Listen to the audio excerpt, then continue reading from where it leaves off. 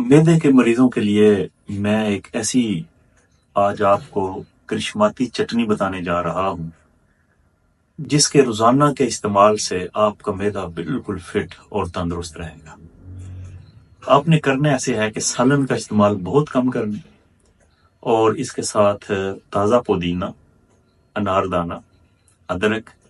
لہسن اور سفید دھنیا، یہ 5 چیزیں لینی ہے۔ ان کی اچھی طرح سے چٹنی بنا لینی ہے اور اس میں تھوڑی سی آپ شملہ مرچ بھی ڈال سکتے ہیں اور سبز مرچ بھی ہلکی سی ڈال سکتے ہیں۔ یہ اچھی طرح آپ نے کوٹ لینی ہے اور ہر کھانے کے ساتھ آپ نے اس چٹنی کا استعمال کرنا ہے۔ آپ اس کو اپنی زندگی کا حصہ بنا لیں۔ آپ 15-20 دنوں میں ہی دیکھیں گے کہ انشاءاللہ تعالی آپ کے معدے کا جو نظام ہے وہ بہت بہتر ہو گیا، ہضم بھی بہتر ہو گیا ہے